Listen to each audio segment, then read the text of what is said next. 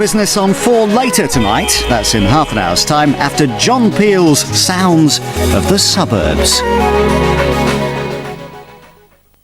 This is the sound of the suburbs. This is the sound. This is the sound of the suburbs. Yeah. This is the sound of the suburbs. This is the sound of the air. सजना दोवई लल के बईए ते ऐस बछोड़े नु अग लाए दिल मेरे विच. This is Bradford. I'm very fond of this area. It's where my wife Sheila grew up, and we've spent a lot of time here together. The media have given Bradford a bad reputation, but in reality, it's just an old textile town without a lot of money. You could argue that its richness comes from the diversity of people living here, although that won't be much consolation to the cold and the hungry. Okay, that's one tradition. This is a new one.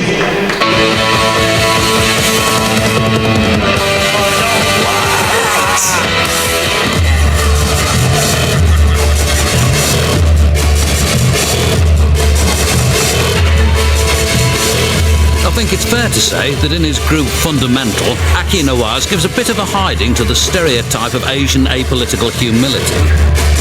I've been playing his music for years. I met him for a cup of tea at the Sweet Centre on Bradford's notorious Lum Lane.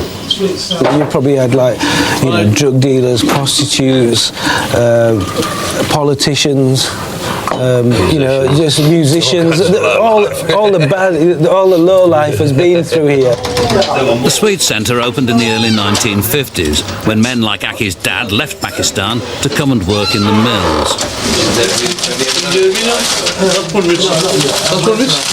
A few years ago, the local community cleared Lum Lane of its pimps and prostitutes, but prior to this, it was considered the worst neighbourhood in town.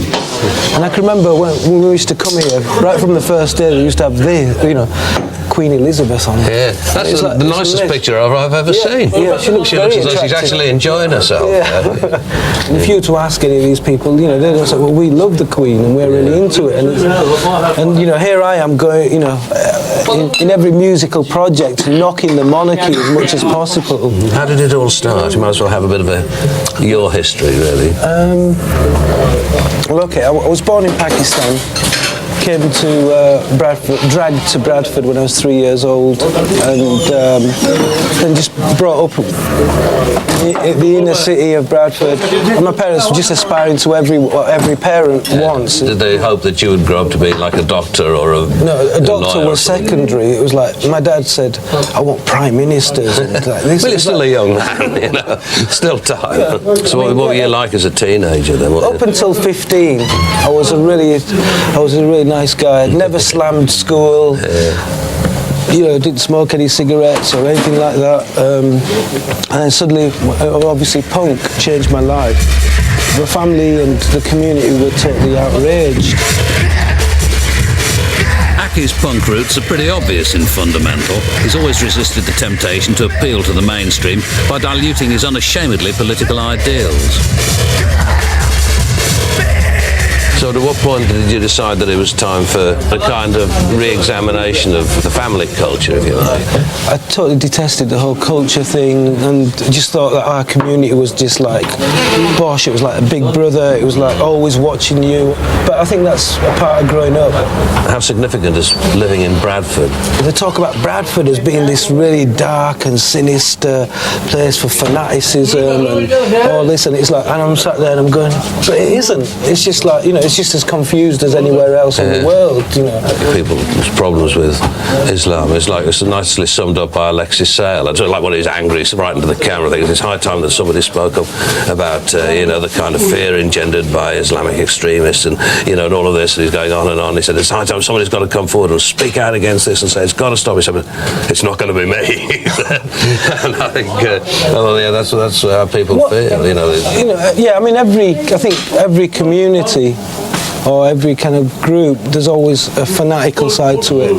But I've learned that even the fanatical side, you've got to look and see what's made them people fanatical. This multiculturalism and integration is not happening. It hasn't happened. If you look around Bradford, like within the 2 mile radius, it's predominantly Asian or Afro-Caribbean, and they're existing without the influence as much of like kind of Western culture. And they're just getting on with their own thing. They haven't got a problem with Western culture. They've got a problem when Western culture tells them to work on their level. Ethnic minorities account for almost 20% of Bradford's population. That's nearly 90,000 people. When the first Asian men arrived to work in the mills, many of the locals fled in panic to the suburbs.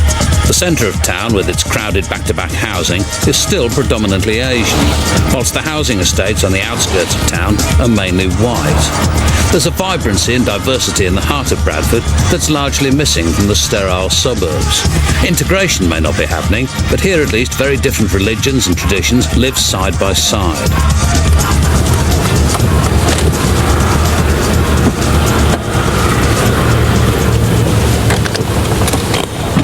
Hello. My name's John Peel. I believe you're going to tell me all about Bhangra. Is that right? I've liked Bhangra music since I first heard it. In fact, I may have been the first Radio 1 DJ to play any. Mangal's Singh Sagu came originally from a small town in the Punjab, and he's determined not to lose his musical roots. When he's not fixing cars, Mr. Sagu batters out the traditional rhythms on which all Bhangra music is based. I normally play the drum. The other guy, is called Tolak. That's the only word I know. Yeah, Tolak. And by God, it is a big Tolak, and it does make a lot of noise, and it's big. It's very nice. Then the other guys in my group, they're going to do the dance. I'm not much of a dancing man myself, I have to admit, but I'm looking forward to tapping my toe. Another thing is very good for your stamina, because you'll see it is hard work. So all these youngsters have found out that they cannot get away from their own traditions. They have to carry them with them, no matter what they do, how much they change, they still got to carry their own traditions. So there's more of a, because you always hear that there are people kind of trying to get away from the traditions, but you find that there's sort of like maybe a third generation are being pulled back to them. The feeling in their blood is strong, which is pulling them back again.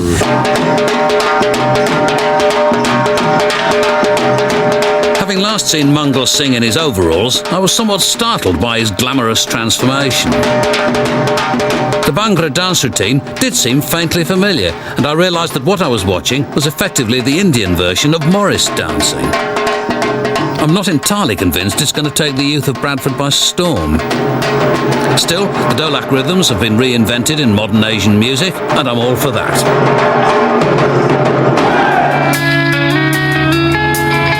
Mangal Singh and Hayden Berry stand at opposite poles of Bradford's music, although they share the fact that both came here with their parents as economic migrants. Hayden, lead singer with the band Ripcord, has brought me to the Interchange, not a particularly lovely place, but somewhere that he passes through regularly on his way to band practice.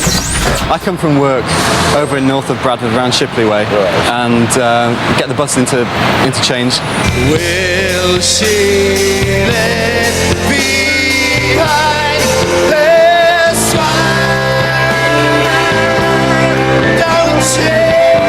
Ripcord haven't released any records yet, but they're hoping to be signed soon.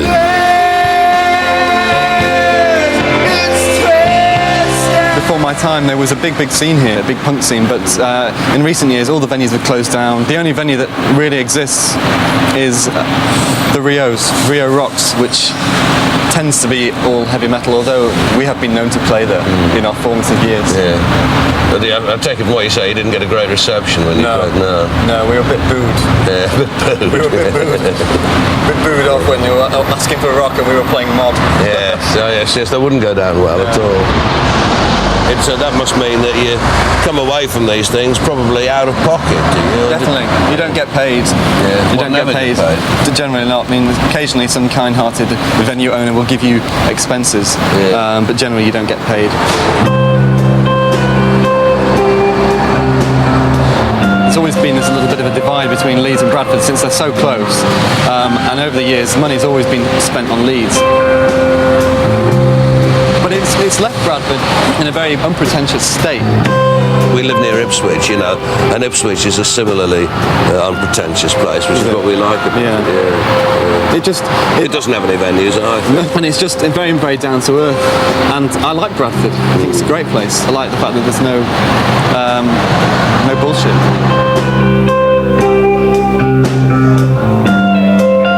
The lack of suitable venues in Bradford means that I have to travel 30 miles out of town to see Ripcord play.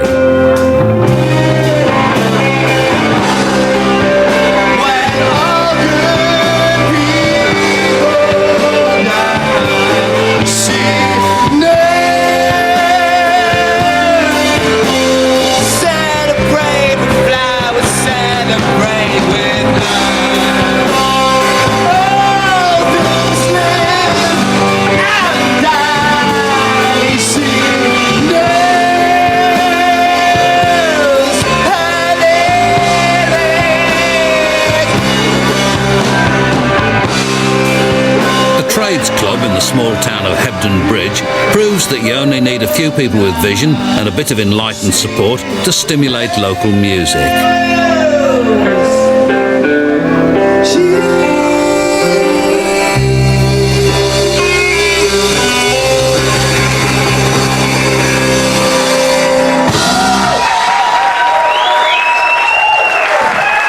Thanks very much. Thanks for listening to our music.